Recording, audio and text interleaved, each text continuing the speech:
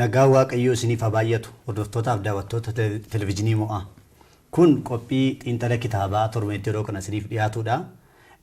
Akkuma beekamu torbaniin kitaaba hawaasa keenyaaf hin barbaachisa jennu isiniif qabannee dhiyaanna. Kun har'as kitaaba dubbistoota biratti baay'ee jaallatame. Baay'een keessan immoo kan dubbistan isiniif qabannee dhiyaanne. Egaan akkuma beekamu sagantaa kana immoo qopheessee kan isiniif dhiyeessu ani Taarraqaa Barraa fi obboleessa koo barreessaaf barsiisaa Eebbisaa Baay'isaati.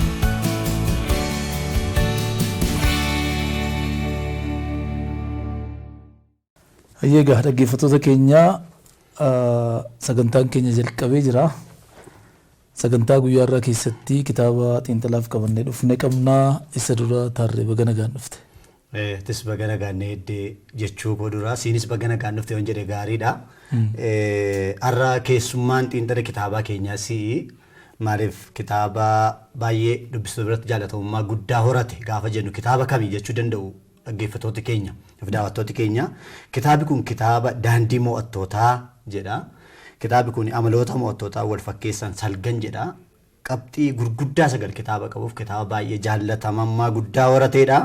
Kanaaf kitaaba kana nu barreessuu keetiif illee barreessaa Eebbisaa Baay'isaa baay'ee si galateeffachaa anatu jechuu qaba baga nagaadhaan dhufte. Galatoomii Taarree. Egaa kitaabni irraa xiinxalaaf qabannee dhufne kitaaba kooti. Yeroo lammaffaa natti fakkaata kitaaba koo xiinxaluudhaaf yoo dogoggoruudhaaf kallattiif kitaaba kana xiinxallee. Normally kaayyoon keenya hojii barreessitoota Oromoo hundumayyuu qaqqabsiisuudha. Hojii kan mataa keenyaa irra deddeebi'uu akka hin fakkaanneefan kana kaasa. Gara fuulduraa barreessitoota Oromoo baay'ee isaanii hojii isaanii hin qaqqabna jedhee ni yaada. Guutummaa guutuutti jennee waadaan seennu sababni isaa hin beeknu waan ta'eef. Garuu kitaabota barbaachisoodha jennee itti amannu baay'ee isaanii xiinxallaa amantaadhaan umuriidhaan saadaan otoo adda hin baasin. Barreessaan kamuu kitaaba gaarii yoo barreesse itti deemnee ittuma xiinxallaa sanarraa immoo uummanni keenya waan baay'ee barata jedhee ni yaada. Kan akka yaadaatti qabanneetu gara daandii mo'attootaatti yoo deemne gaariidha. Baay'ee galatoomii yaada gaariidha kan itti kaaftee qophii kana kan qopheessinu kitaaba mataa keenya xiinxaluutu hin taane barreessitoota hundumaa jajjabeessuudha akkuma itti kaaftee. Gaan akkuma itti kitaaba lammaffaadha kan nuyi kitaaba. Keessa xiinxaluutti dhufne. Garuu maaliif kitaaba kana akka filanne beekamaadha. Kitaabi kun kitaaba dubbistootni baay'een dubbisuu qaban. Kitaaba dhiibbaa guddaa uumuudha dhugaa dubbachuu fi egaa kitaaba walii jajuu caalaayyuu kitaabichumtiyyuu nima. Dubbistooti keenya baay'eenis kitaaba kana warri dubbisanii baay'ee kitaaba ajaa'ibsaa akka ta'e beeku. Egaan kitaaba kana hawaasa keenyaaf ibsuutu nurra jiraata. Warri hin arganne immoo akka argatanii beeksisuutu nurra jiraata. Kan kee duwwaatu hin taane hojii namoota baay'ee jajjabeessuu waan ta'eef. Kanaaf har'a gaafa qabannee dhiyaannu hojichi hojii hawaasa keenya ilaaluu qabu waan ta'eefidha. Egaa warra kaanis gara fuulduraatti barreessitoota hundumaa akkuma jettee immoo hin qaqqabna. Ergaa gaariidha kitaabni kun hawaasa qaqqabuu qaba kan jennu yeroo kamittuu qabannee dhiyaanna. Egaa akkuma beekamu kitaaba kana situ barreessee kitaaba ati barreesse kana qabannee dhiyaachuudhaaf baay'een gammada dhugaa dubbachuu fi amma danda'ame torbanoota dura keenya jiran lamaan amma sadii kitaaba kana ilaalla. Gaafa kitaaba kana ilaalla jennu kitaabni kun kitaaba baay'ee guddaadha. Kitaaba gara fuula 406 qabudha. Kitaaba bilchina guddaadhaan immoo hojjetame kwaalitii gaarii qabudha. Kitaaba kana gulaaluudhaafis namoota jajjaboo hedduutu itti hirmaate jalqaba isaa irrattis dhuma isaa irrattis maqaan isaanii barreeffamee jira.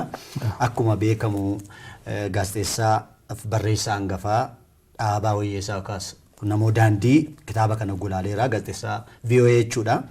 Akkuma kana Abiraam Jaallataa barreessaaf daayirektara fiilmii afaan Oromooti jalqabatti namni baay'een beeku isaaniinis. Kaadhimaa PhD egaa Amboodha Amboo Yuunivarsiitii irraa kan hojjetu Wandimuu Taganyee kitaaba kana gulaaleera. Dooktar Wandimuu Taganyee Yuunivarsiitii Ambootti Piroofeesara Ittaanaadha. PhD Yuunivarsiitii Finfinnee irraati kan inni linguistiksiidhaan PhD isaa fudhate waggoota dura. Amma ittaanaa piroofeesara associate professor kan jennu ta'eetu tajaajilaa jira. Hojii guddaa kan hojjete kitaaba kana keessatti dhugaa dubbachuudhaaf isadha.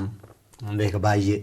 Garbichuu namoota jajjabootu gulaale jechuudha. Namoota biyya alaa jiran namoota akka Dhaabaa Wayyeessaa argachuun baay'ee dhugaa dubbachuu fi carraa guddaadha. Isaan akkasii kitaaba akkasii ilaaluu isaaniitti baay'ee isaan galateeffachaa gulaaltota kitaaba kanaallee baay'ee ajaa'ibsiifadha.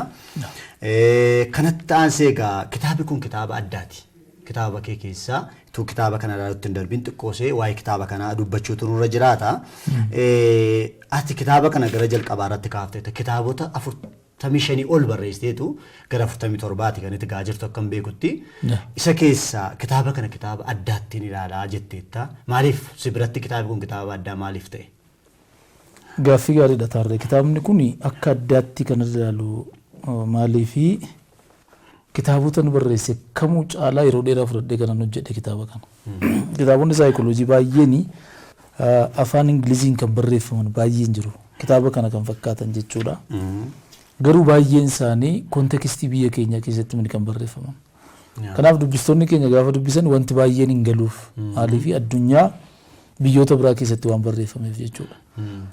Kitaabota sana afaan Oromootti hiikuurraa kontekstii kan keenya akka Oromootti akka uummata Oromootti kan Oromoo jedhu hojjedhee dhiyeessuutu naaf mala jedheen gara qorannootti seenee waggootaaf qorannoo bal'aa ergan taasisee booddee kitaaba kana kanan barreesse waan ta'eef kitaabota namarraatti hojjedhe keessaa kitaaba kana caalaa kanan itti dadhabe yeroo bal'aa kanan irratti fudhadhee hin qabu kanaaf akkas jedhe. Nan beeka eebbo kitaaba kana yeroo dheeraa akka hojjetaa turte sitti dhiyeenyaa waan hin beekuufi kitaaba tokkotaan hojjettudha. Waa'ee sanatti maa turte kitaaba baay'ee dadhabsiisaaf kitaaba baay'ee gaarii akka ta'e nan beeka. Kanis gaafachuu barbaade iyyuu wayiif maa inni kitaaba kana Firaansii kitaabota argamuu hin dandeenye danuudha kan itti fayyadamte asirratti. Kitaaba argachuun hin danda'amne egaa karaatti argatte situ beeka. Isaaniin fayyadamte inni kan biraan immoo addunyaa barreessaa keessatti barreessaan tokko iddoon dhaabbatee barreessuu danda'u kitaaba nu ibsudha. Tokko barreessaan addunyaa mataasaa keessa dhaabbatee akka inni itti barreessu inni lammaffaan addunyaa barreessaan keessa dhaabbatu keessa addunyaa walii galaa jiru akka addunyaatti maaltu jira harka addunyaatti waan jiru kitaabni kun immoo dhugaa dubbachuuf sanaanis kitaaba baay'ee bilchaataadha. Inni sadaffaan hawaasa isaatiif hawaasa biratti kitaabni kun maal fakkaata hawaasa isaatiif kan jedhu hawaasa keenya biratti akka hubatamuu fi danda'u namoota keessa guddaa fi xiqqaaf kitaaba barreeffamedha. Kitaaba baay'ee nama ajaa'ibsiisu waan ta'eef akkasitti si gaafadheetis deebii gaarii nu deebiste. Kanatti dabalee waa tokkoon siin jechuu barbaada. Kitaabota baay'ee barreessiteetta hiikteettas kana keessaa dubbistoota biratti kitaabni kun akkamitti ilaalame? Dubbistooti biraa yeroo gabaabaa kana keessatti kitaabni kun yeroo gabaabaadha. Kitaabota erga Covid dhufee as barreesse fudhatamummaa guddaa argatan keessaa kitaabi Abjuu Konguruuf kun baay'ee dubbatamaa ture sooshaal miidiyaa irrattis. Mee akkamitti ilaalame dubbistoota biratti? Baay'ee majaallatameera. Dhugaa dubbachuudhaaf torban tokko dura Facebook irratti maxxanseen ture. Mee warri dubbistan yaada kitaaba kana irratti qabdan naa ka'a. Sababni isaa yoo danda'ame kitaabni kun manneen barnootaa irra akka rabsamu irratti hojjechuun yaada jedheen. Sana jalatti yaadota namoonni kennan gaafan dubbisee amman yaada gararraa ture. Baay'eedhuma jechoota hin eegin ka'an namoonni haaluma gaariin dubbifamaa jira, rabsamaa jira. Egaa haaluma rabsuu kitaabota keenyaatu sumati beektu badaa effektiivii miti malee kitaabuma uummanni jaallatee ma dubbisaa jirudha. Amma maxxansa sadaffaarra geenyee jirra. Simannaansa baay'ee bareedaadha. Baay'ee gaarii. Baay'ee gaarii maaliif egaa kitaabni kun kitaaba guddaadha. Guddummaa isaa duwwaa otoo hin taane callisee guddatu otoo hin taane waan guddaan immoo kitaaba keessa jirudha. Akkuma beekamu kitaabi xiqqoon ergaa guddaa qabu jira.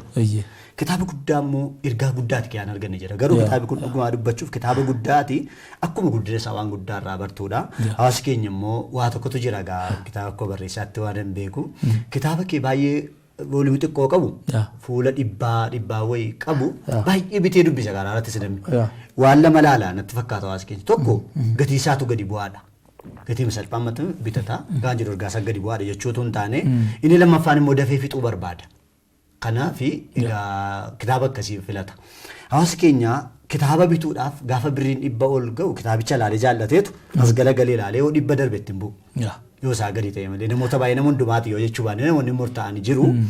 Inni lammaffaan immoo dubbisanii fixani. Kitaabi gaafa guddatu namoonni keenya baay'een waan xiqqoo fixuu barbaadu. Waan baay'ee fixuun nama leeffatamne. Egaa ani kaniin akkasii gaafachuu barbaade hawaasi keenya kitaaba akkasii dubbisuu baruu danda'u turre jiraata. Waan guddaa irraa argata waan ta'eef waan xiqqoo duwwaadhaaf dubbisnee yoo kitaabichi guddate irraa darbuun irra hin jiraatu mee kanarratti tarii waan itti jettu yoo jiraate. Dhugaadha kun muuxannoo marraa beeknaa hawaasni keenya baay'een kitaabota gurguddaan jaallatu. Anis yeroon kitaaba guddaa kana barreessu sana numa yaada garuu amma yoomitti immoo kitaabota xixiqqoo duwwaa maxxansina. Amma yoomitti waan fuula 100 maxxansina. Suuta suutaan barsiisaa dhufuutu nurra jiraata. Shaakalsiisaa dhufuutu nurra jiraata. Kitaabni kan yeroo darbe xiinxallee dhimma amantiif siyaasa Itoophiyaa irratti itti barreessite guddaadha. Voolumiin isaa naannoo kanaa dhufa. Darbinee akkasuma waan guddaa tokko yoo finne keessa bubuusne malee hawaasni kun kitaaba guddaan jaallatu dubbisu jennee abdii kunnee yoo dhiisne ittumaayyuu fooyya'insi hin jiru jechuudha.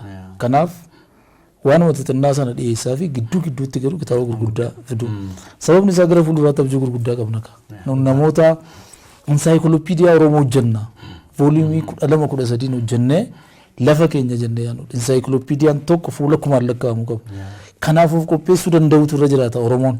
Kitaaba xixinnoo duwwaa funaanootu hin taane kitaabota gurguddoo gara fuulduraatti nuun piroojeektii gurguddaa qabannee jirru barreessuudhaaf jennu sanaaf ammarraa shaakaleef qopheessuu danda'utu irra jiraata. Aadaan kun jijjiiramuu qaba jedheen kana naman. Baay'ee gaariidha. Gama kanaan dur kitaaba afaan Oromootiin barreeffame baay'een hin jiru jedhama. Dubbisaa afaan Oromoo kanaaf dhabame. Amma immoo kitaabileen afaan Oromoo barreeffamaa jiru. Isaan gaama sadarkaa xixiqqoon barreeffamaa jiru. Gaasumaan barreessitoota kan dhaabnuuf dubbistoota kan dhaabnu ol dabaluu qaba sadarkaan keenya. Iddooma barreen gaddaa dhaabbannee dubbisuun qabu. Barreen gaddaa kitaaba 100 wayii man dubbise yoo ta'e kitaaba 10 hin dubbise 5 hin dubbiseen keenya peejii 200 gadi ta'uutu ni jiraatu. Amma immoo ol dabaluu. Akkuma kaastee kitaabonni baay'een addunyaa irratti fudhatamummaa baay'ee barbaadamanii fuula 1,000 olii baay'een isaanii. Hawaasi keenya kana dubbisuutti dhufuu qaba. Barreessitooti gara sanitti dhufuu qabu. Yeroo baay'ee akkuma beektu kitaaba baay'ee fuulli isaa baay'ate namni dubbisu. Kanaaf maalitti deebisuu filatu barreessitoonni kutaa kutaatti qooduutti filatu. Ani nama mudateera waan akkasii humna kadhannaa kutaa tokkoffaa lammaffaa maaliif kutaa tokko lama goote yoo ta'e kitaaba guddaa ta'e miti. Yoo fuulli isaa baay'ee guddate namni baay'een dubbisu. Yaadda akkasumatti yaadda laalee matu yoo dubbisee fixaa jedha. Yoo man fixee. Kanaaf namni tokko immoo biddeen maaddii baay'ee iyyuu danda'ee nyaatu. Xiqqeessite yoo kenniteef nyaatanii barbaada. Kanaaf waan guddaa hojjechuuf waan guddaa dubbisuutti dhufuutu nurra jiraata. Kitaaba keenya peejii xiqqoon lakkaa'urra kitaaba bilchaataa guddaa dubbisu. Kitaaba yeroo dheeraa fudhatu, ji'a fudhatu, gaan fudhatu isa kanatti dhufuu danda'utu nurra jiraata. Ilaalchi keenya fiilmii kutaa dheeraa qabu ilaaluurra kitaaba kutaa guddaa qabu dubbisuutti dhufuun keenya gaariidha jedheen asumaan dhaamna. Gara biraadhaan egaa rakkoo waa tokkotu jira kitaabonni akkasii namoonni komee qaban jijjiru iddoo baay'ee hin ga'u kitaabonni akkasii.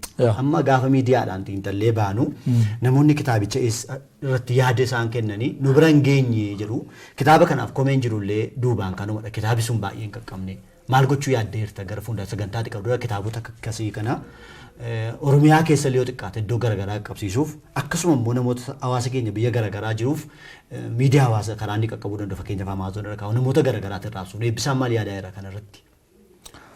Kun akkuma barreessitoota Oromoo hundumaaf gaaffii ta'e naafis gaaffii guddaadha taarree. Waggaa 7 irraa yeroon miiltoo maxxansis gaaffii kanan qaban ture. Arras waggaa 7 booda gaaffii kanan qaba. Hin barreessinaa, hin maxxansiisnaa.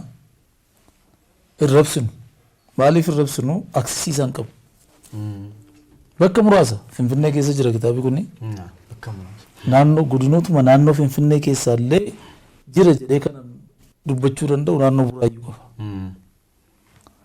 Laga Xaafootti namni mana kitaabaa qabu kan rabsu hin beeku. Galaanitti namni rabsu hin jiru. Sabbataarraa nama rabsu hin beeku.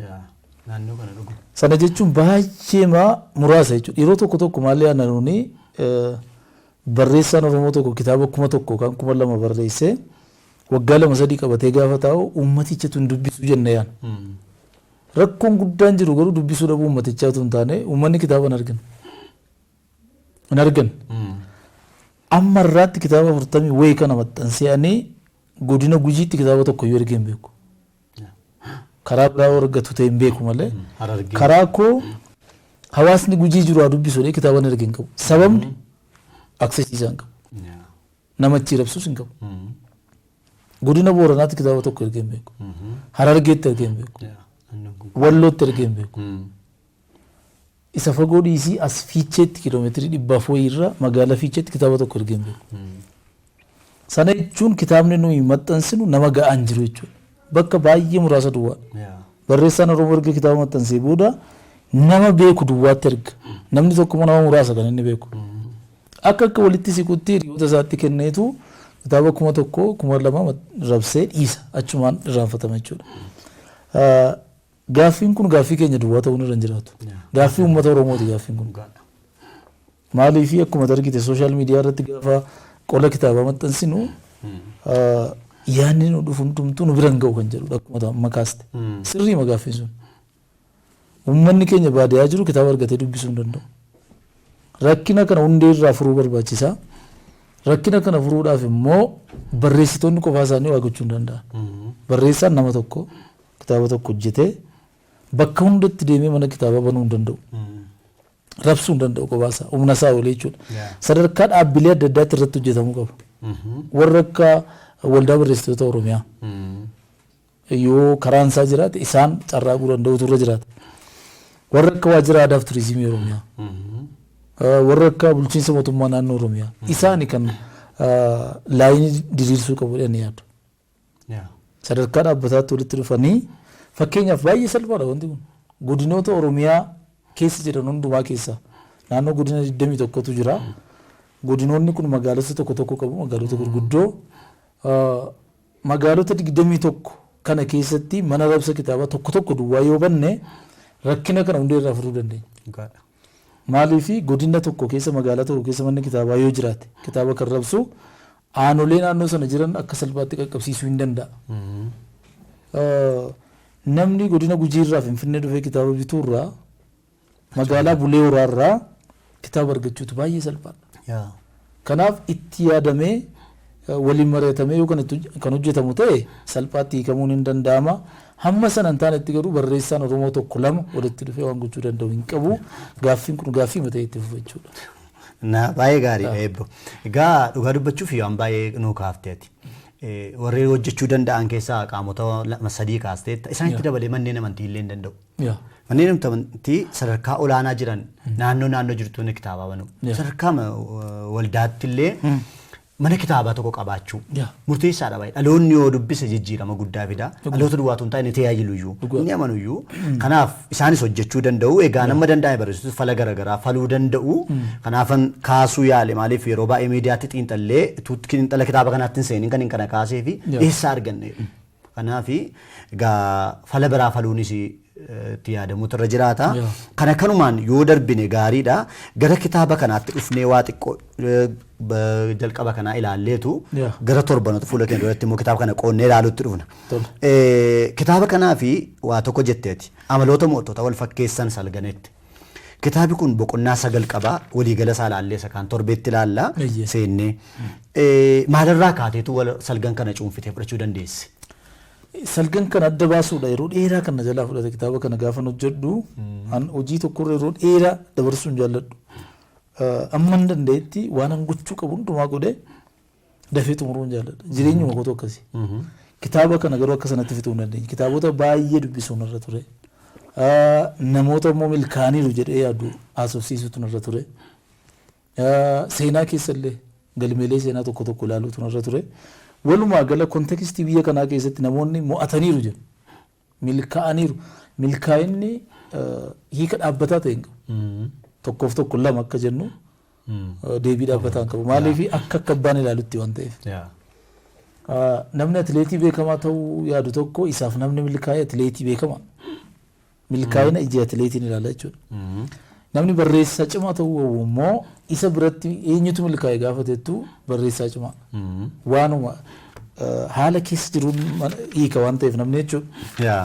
Kanaaf mo'ataniiru waan kaayyoo keenya jedhaniitti seenan tokkotti mo'ataniiru milkaa'aniiru jennee namoota nuun kaasuu dandeenyu maaltu akka isaan milkaa'an godhe maaltu wal isaan fakkeessa amalli wal isaan fakkeessu mo'icha isaaniitiif kan kontribiitii godhe amalli wal fakkeessu maal isa jedhu kun gaaffii riisarchiiti baay'ee gaaffii qorannoo guddaadha. Gaaffii kana immoo akka salphaatti deebisuu hin dandeessu.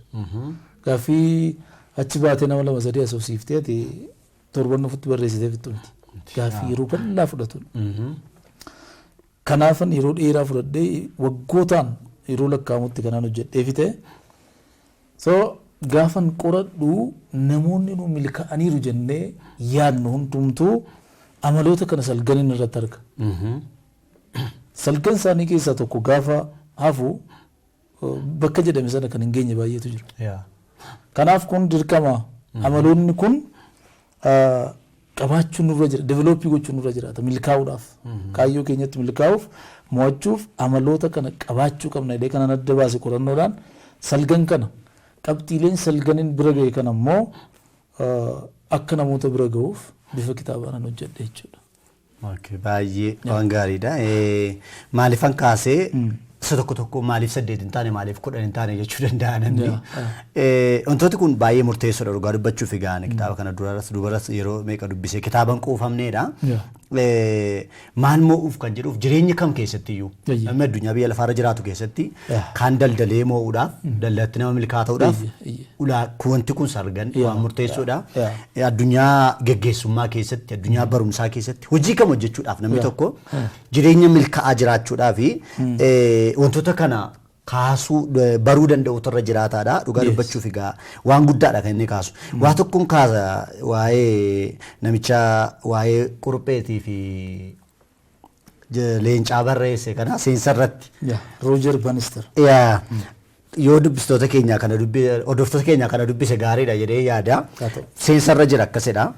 Afrikaa keessatti ganama yeroo hunda kurupheen irribaa kaati. Leencota keessaas hunda caalaa fiiguu danda'u fiigdee dursuu akka qabdu yaaddi. Ta'uu baannaan ni nyaatamti. Afrikaa keessatti ganama yeroo hunda leenci hirribaa ka'a. Kuruphee ishee hundumaa gad fiigdu fiigee dursuu qaba. Ta'uu baannaan ni beela. Yaada tokko taddana kee haaka. Kuruphee ishee hunda caalaa fiigdu tun taane ishee hunda gadi fiiguu dandeessu. Ishee argannaan nyaata. Kan inni xiyyeeffate qosee hundaa gadi fiidduudha. Isheen jiraachuu barbaadu immoo leenca hunduma caalaa fiiguu danda'udha kurupheen immoo. Dirqama isheeti. Dirqama kun. Leencas ta'e kuruphees sun rakkoon qabu yeroo aduun baatu garuu daran fiiguu qabdadha. Jirbaanis darba. Innaa kun baay'ee kitaaba kana seensa irratti nama yaada inni ijoo kaaseedha. Milkoomina itti seenuu duraadhaaf ergaan namicha kanaa ergaa baay'ee murteessaadha. Egaa seenaa namicha kanaa kitaaba irratti xiqqoo tuqxeetta. Roger Bannister jechuun atileetii baay'ee beekamaadha.